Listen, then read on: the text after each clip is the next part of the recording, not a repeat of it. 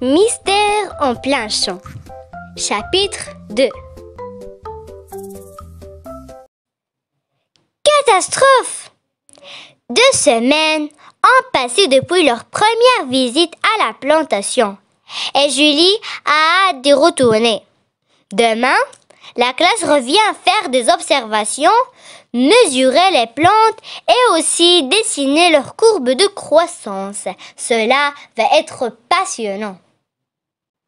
Une fois dans le champ, les enfants sont ravis. Les plantes ont bien poussé. Ce sont des petites tiges d'un joli vert qui se balancent à présent sous le vent. Cependant, Robin semble inquiet et désigne le ciel. De lourds nuages gris l'envahissent et ils ont l'air plutôt menaçants. Des orages s'annoncent, explique-t-il, avec de grosses pluies et peut-être de la grêle. La grêle, ce n'est pas bon pour les cultures.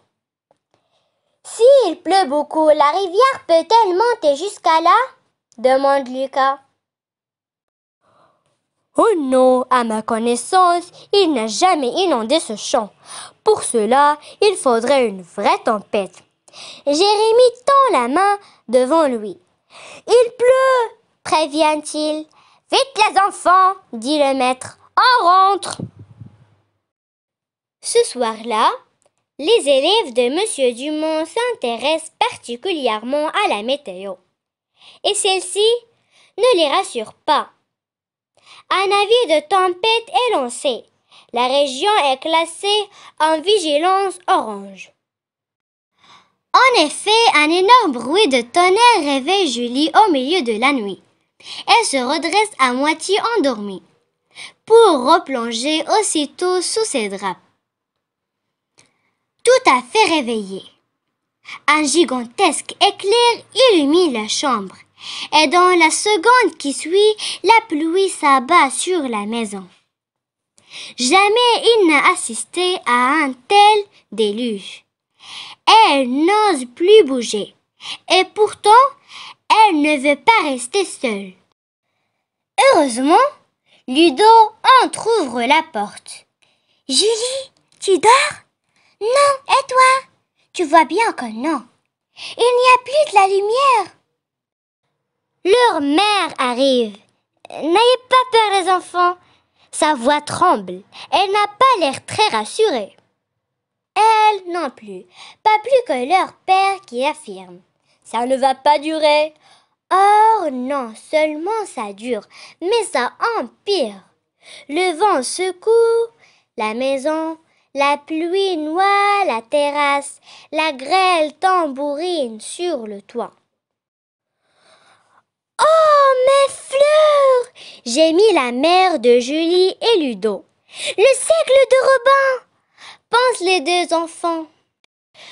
2 jours plus tard, quand les élèves retournent à la plantation de Robin Villard, ils découvrent le désastre. Ils ont enfilé leurs bottes et un ciré et se tiennent consternés. Au milieu du champ, la moitié des plantes a été détruite par la grêle. « Ils sont fichus !» se lamente Robin. Il se penche, ramasse entre ses doigts un plan de seigle coupé en 2.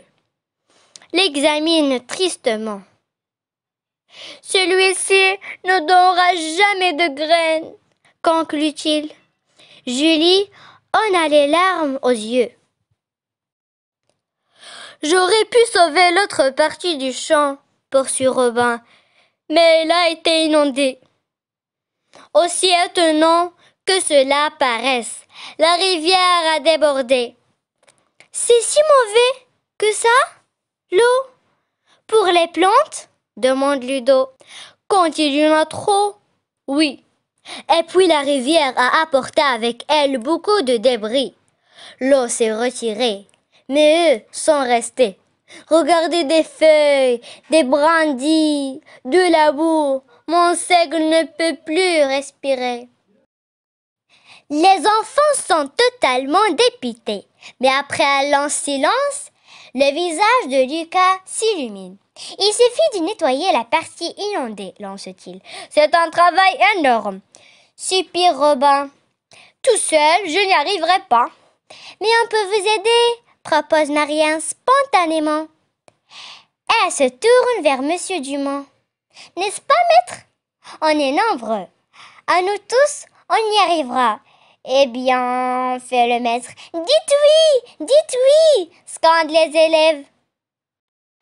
Le maître fronce les sourcils. Il faudra des gants, continue-t-il. Je peux vous en offrir, l'interrompt Robin, plein d'espoir. L'autorisation des parents, poursuit Monsieur Dumont, on les apporte demain, assurent les élèves en chœur. Et que nous commencions rapidement, conclut Monsieur Dumont. Oui, hurlent les enfants, joyeux, tandis que Robin retrouve le sourire.